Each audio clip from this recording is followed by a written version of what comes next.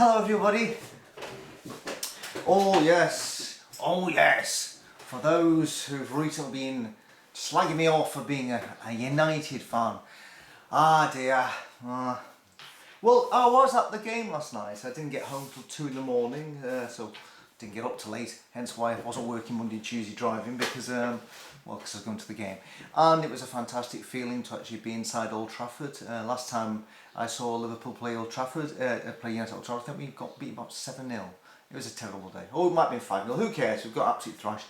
But this time it was a different United, a different Liverpool, and it was great to see a team that wanted to actually put up a fight against their nearest rivals, bitterest rivals, and it was a great game to watch, it was a great game to be at, and it was a good result. For the first time in a long time, I came out absolutely, utterly buzzing. Enjoyed it for the first time. It was like a sense of normality. It's like something I've been missing in my life, because I went to so many games over 25 years or whatever. Finally a bit of normality has returned, that we actually see my team winning a game against them. And as I walked out, there's a guy selling the match badges. It's and I used to, when I took Benjamin had a season ticket when he was really young. When I used to take him, I always got my match badge, so I felt a little bit sad. And then then I went into the chip shop where we used to go in, where we used to share chips and curry afterwards, and I just ate them on my own. Normally have a few and pass them to him.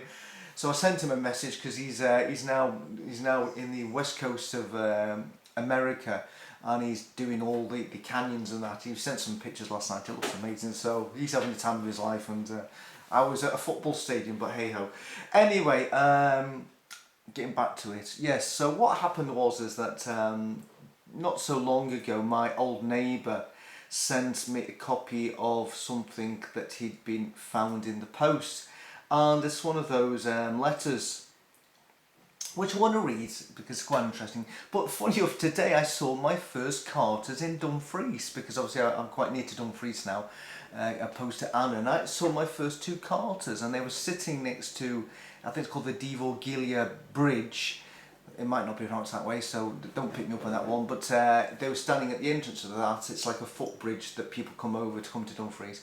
And guess what? They were just standing there, not talking to anybody, and I could actually see the placards, because I drove right past them, which said, "Was life created?" Again, nothing given the indication that these were in fact Jehovah's Witnesses. And it's bizarre, because we used to sing the song, "We're Jehovah's Witnesses." Apparently they don't want to identify themselves as Jehovah's Witnesses anymore, which is why you will struggle to find on the cards anything that gives the game away that they are Jehovah's Witnesses. That's why they've that jw.org, everybody, so you can try and have a pun to what JW stands for. I'll do another video another time actually about what JW may stand for those who are just maybe thinking, what does the JW.org actually stand for?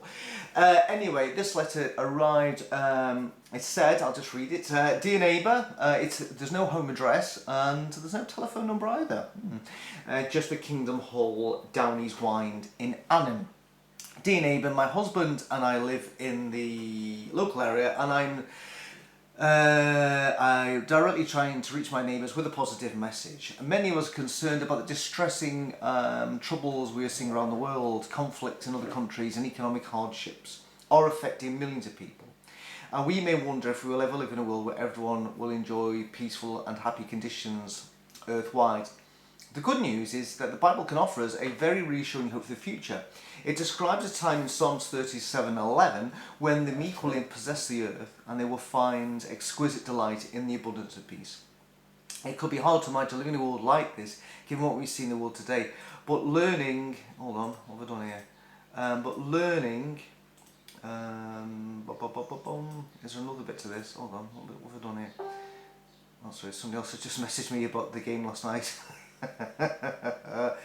Anyway, I think there's another bit to the letter which I can't find at the moment. I've just found a picture of myself with a pint in my hand, which I think I must have sent in, because yeah, bizarrely. Hold on a second. I'll just see if I can find this again. It's like a technical problem. More about the Bible principles can help us to view the future positively. Pursue peace is the theme for the 2022 Convention of Jehovah's Witnesses, which is being held online this year in the website jw.org. The enclosed invitation describes in more detail what we discussed in the convention and how you can view it from your own home throughout July and August. Well, what a treat. If you'd like to learn more about what the Bible promises for our future and how God will bring these changes about, the same website also contains many articles and videos that help us explain the Bible's message in more detail. Please also feel free to visit me at the above address for more information. Well, that's funny because it's feel free to visit me at the above address for more information. So imagine you get this letter, for instance, and you go, oh, I do want to learn more. And then you pop along to Downey's Wine to find the King Saul Jehovah's Witnesses, and you chap on the door and nobody answers. That's a bit odd, because why it says feel free to contact to write to me at the above address. Okay. But again, they don't give an email address, they don't give a home number, they don't give a home address. It's all a bit, her name is Abby Kuma. Well, yeah, it was Abby Kuma. So anyway, when I read this originally, I thought what was interesting is that when she quoted this Psalms 37:11 about meat possessing the earth, finding script delight, abundance of peace, I actually thought about this whole thing about the Jehovah's Witnesses' belief in a paradise earth and how many times it's mentioned in the Bible. And you really, really struggle. You really struggle in the Old Testament, which deals with 4,000 years of human history. There's hardly anything in there which tells you that when you die, you die. There's a few things that say, you down to the ground you return, blah blah blah. When you die, you die. But yet there's this hope of a resurrection into paradise for everybody. There's hardly anything in it. Now, if you are God and you don't want any confusion about what all the other religions are teaching in the vicinity, and as we know, they all have their very different beliefs and religions and gods, and you don't want any of those to be transposed into what you want people to believe, you would make it very, very clear, abundantly clear, because this is a book that's being written not just for the times of the people who are living the event, or the so-called event, but upward and onwards for thousands of years to come to influence the way that you wanted people to worship you. And being God, you would know that most people wonder, because it is, as I've said to you before, the whole reason why we have a religious faith is because you know that inherently within humans, the problematic, working out in your brain is what happens when I die. I'm growing old, and at one point I'm just going to no longer be breathing, and I will drop down dead at some point. It's a fate that unfortunately all of us cannot dodge. It's one bullet which has got our name on it. And you would have thought if you were God, you'd make it abundantly clear time and time again in your book that the hope is for the future that when you die that you will eventually get resurrected to a paradise earth. Instead, literally, the witnesses are literally having to just pick randomly, well not randomly, but it's the selective bits of scripture they say this references, the paradise. It's staggering. And what's even more confusing is, like, I was actually thinking this, well, what do the people who, obviously you get to the New Testament where there is now this brand new concept of, sort of heavenly life, and as the Jehovah's Witnesses say, that's only for 144,000 of them, but there's this new concept of this sort of heavenly resurrection, when for like 4,000 years there was nothing. Then you get the bit of Jesus' life and afterwards, and then all of a sudden that's the bit that everybody now concentrates on. So you would have thought, if you were God, you'd make it abundantly clear in the larger book what the real hope is for the majority of the people, that when they die, they're dead, and there's a resurrection to a paradise earth. Now, I actually thought about what do the Jews believe who don't believe in about Jesus Christ and everything. I looked this up. I thought, what do they actually believe? And under something called reformjudaism.org, Jewish life in your life. Do Jews believe in an afterlife? This is by the Rabbi Even Moffick. And basically, there's even they don't really know what goes on. I'll just go through a few of them. I don't spend too long on this, but I think it's quite important. Number one, there is an afterlife. Texts from every era in Jewish life identify a world where people go when they die. In the Bible, it's an underworld called Sheol, In the rabbinic tradition, it's known by a number of names, including well, it's a Jewish phrase, I'm going to say it, the school on high. The Hebrew word for skies, called shamayim, also came to refer to heaven. So very confusing. Number 2, heaven has an open door policy. Heaven is not a gated community. The righteous of any people and any faith of a place in it. Our actions, not our specific beliefs, determine our fate. No concept of hell exists in Judaism. The closest we get is the fate of the apostate, a person who renounces God, faith and morality in this world, who is said to be cut off from his kin. Number 3, the afterlife can take many forms.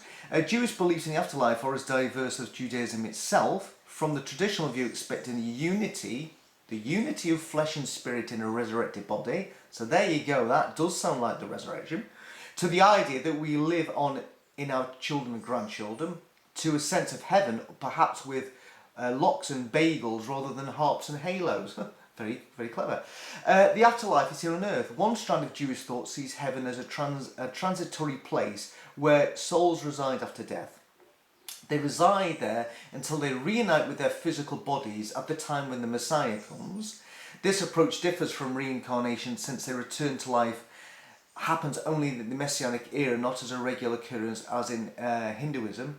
And number 5, we live on through others. The Reformed Jewish prayer book expresses this idea through the metaphor of a leaf and tree. A leaf drops to the ground, but it nourishes the soil so more plants and trees grow up. The same is true in our lives. We nourish the future through the influence we have on those who follow us. It can happen in unimaginable ways. And I actually like point 5. I think point 5 is the belief that we should all have. This belief that, that our influence carries on through our children and then through to the grandchildren and on, and that's how we live on. I think that it is the best way of describing a belief in the afterlife, of living after we've died, than anything. I think that's absolutely perfect, and that's what I actually believe. Who knows that it was sort of Reformed Jewish prayer book, but that's been my understanding since I left the Witnesses. That's the only way that we do live on. We live on through our children, and hopefully that we can pass on to them our hopes and our dreams and our beliefs in and our skills and whatever, and they pass on to those. But so we that's the way. That's how we extend our lives. We do it through our children, through the grandchildren, through the great grandchildren. Whether they'll see any of these, I don't know. But I've got enough videos so they'll get to remember what the granddad they never met or the great granddad they never met was like. What was great granddad like? Well, here's a video. There's a load of videos on his video channel. But anyway, the point I'm trying to make is here that even within the Jewish faith, as we can see, there's a whole load of mix-ups, mash-ups of what it happens when you live, and even this bit where you do come back to a body once the Messiah returns on the earth. So the thing is, the reason why this is this mash-up is because the Bible doesn't make it very, very clear. Especially in the Old Testament, or what happens when you die. Now, the reason this gets really confusing is because you get stories in relation to which I used to really confuse me, is the famous story of what happens with Saul. So King Saul, not just Son of God, Saul, King Saul. Now, if you remember rightly what happened with this, King Saul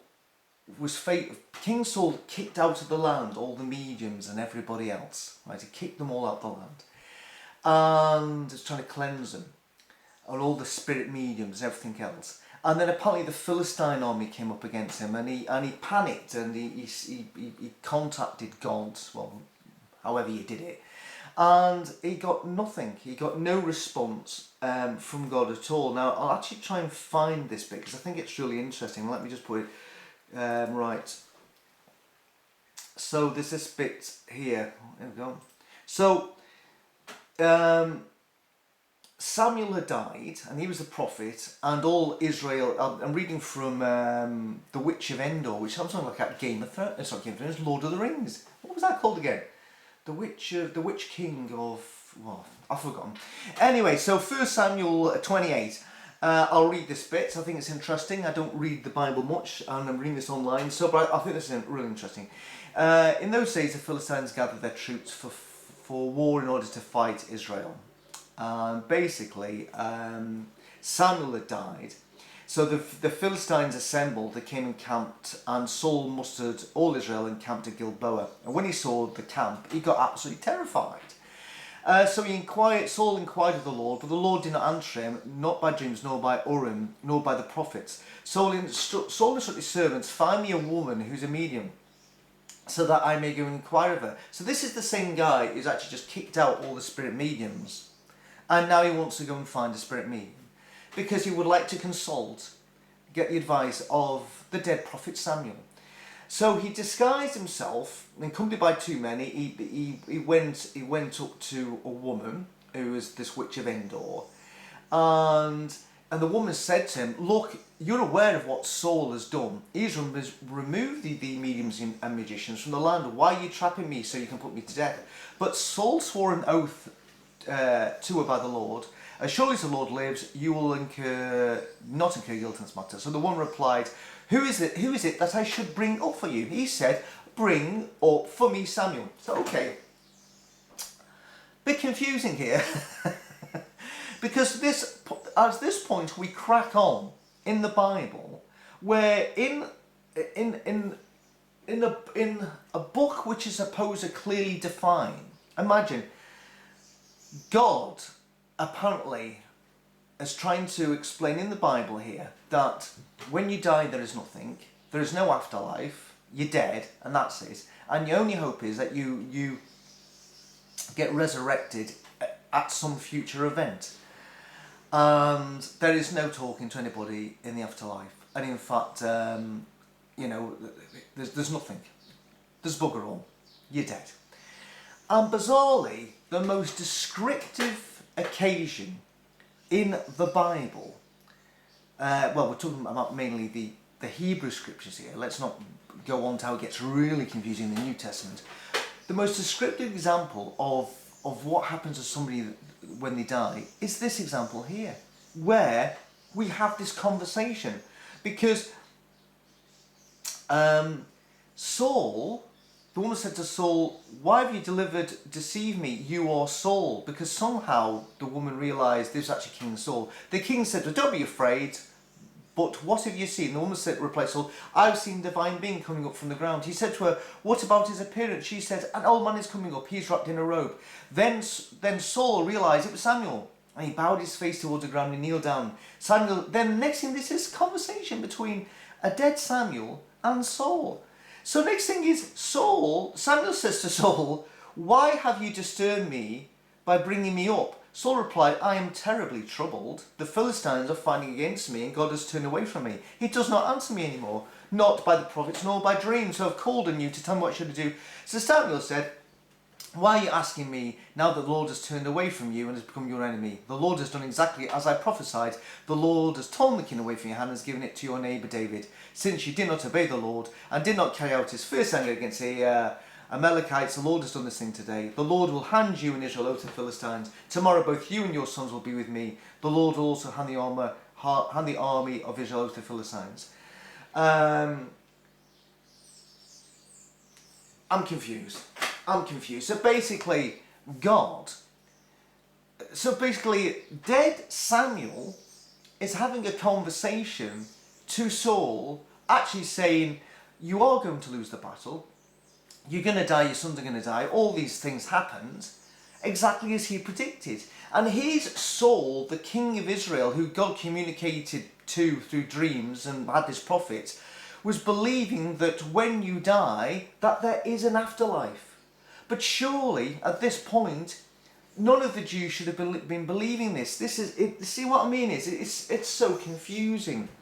And no wonder the Jewish faith is so confusing with them, because within the Bible, within the Holy Scriptures, the most exhaustive description of what happens when you die is King Saul talking to dead Samuel, who tells him he's going to get defeated and that God has turned away from him.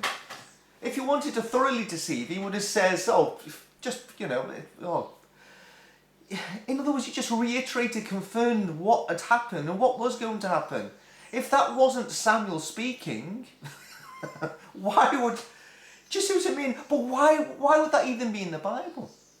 Why would God, if he wants to absolutely confirm, because obviously Saul never wrote this portion of scripture, why would God stick into the Bible this one event, which when anybody would reading it would say, shit, when you do die, there isn't this sort of paradisaic hope. When you do die, that your part of you lives on, that somebody who has the skills to pay the bills can actually bring this person back and have a conversation like spirit mediums have been doing for thousands of years. And still people go and go to see spiritists today to ask how the granny's doing, or the dead husband, and all the sort of thing.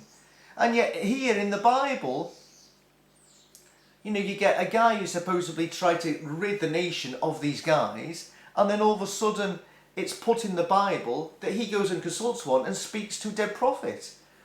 And it's in the Bible. It's really confusing. No wonder the Jews are confused. No wonder that this hope of a paradise on earth, which is so fleetingly mentioned that you just have to use a really good imagination, is not believed by the Jewish faith or by most religions. Thinking about it, the SNP, they have to run the Scottish government. They have to deal with local issues like roads and bin collections, lorries. But the end of the day is, you always know the big picture with the SNP is Scottish independence, whether you agree with it or not. You already know that's it. You don't have to, you know it. It's just set in stone. It's a fundamental teaching of that party that they want Scotland to be an independent country. And it's always there. It's always there. But they have to get on with everything else. But you know that. So this is what I'm saying is, if the big picture, if the big gain is the big hope for everybody who's going to die, is going to face it at some point, that you are going to, be resurrected to a paradise earth, why is this not in the Bible time and time and time again, all the way through, especially the Old Testament, which is so massive? Why isn't it there, repeated all the time, so that for all the religions that believe, especially in the Old Testament, have no doubt what the real hope is, but instead the most detailed description of what happens when somebody dies is somebody talking to a king of Israel, talking to a dead prophet, and him telling him what's going to happen, correctly saying, this is why you're not getting spoke to, this is what's going to happen to you, you're going to lose, your kingship's going to go to David, and you're fucked. It's bizarre. It really is bizarre. So again, let me just reiterate this. If you are God, and you don't want them to be a multitude of different religions, if you don't want there to be confusion, if you're desirous that everybody gets saved, you would have surely, as being a guy who spoke to these guys and said, this is what I want you to write, would have made it abundantly clear time and time again in the Bible that the big picture, the big hope, was a paradise earth. Instead, it's a mixed bag. Nobody knows what the fuck's going on. There's a total confusion, and this is why you've got so many religions believing so many different things because of what's written in not just the Old Testament. You get to the New Testament and you get that bizarre bit in the bit where the rich man and Lazarus. How confusing! And then of course you get the other guy called Lazarus who does die, but when he gets resurrected by Jesus, he doesn't go, oh geez, I was up in heaven, I was having a great time, I was there with me granddad and me dad and me mum, and it was fantastic and whatever. Comes back, doesn't say a thing, not a sausage, doesn't say a thing about it. And then you have the bizarre story of the rich man and Lazarus, all within the Greek scriptures. Yeah, I'll actually do another video about that because it just doesn't make any sense. But hey ho, why am I even trying to make sense of what's in the Bible anyway? Because as far as I'm concerned, I've told you about it before, I believe it's just a book that a bunch of guys have just made it up as they've gone on, gone along, and yet it's been handed down to us as the answer to life, the universe, and everything, and we've spent thousands of years trying to understand it, and it's branched off into different variations of beliefs depending on which scriptures you think is a correct interpretation, which has led to wars, deaths, martyrdoms, you name it, waste of life. So hey ho. Yeah, not the most dangerous book written in the world, and I'll say that, and I'll say it again. So anyway, that's it. That's my take on what happened about this bizarre teachings in the Bible and the confusion. No wonder people don't confuse what happens when they die. But like I said, I do like that we live on through others. I think it's great. Let's all believe that. Let's just believe that, and we don't have to believe in anything else. Let's just believe that we live on through others, and we don't have to worry about heaven or hell or the resurrection or anything else. Anyway, enjoy your day. I'm going to do my VAT returns. God bless me. Bye-bye.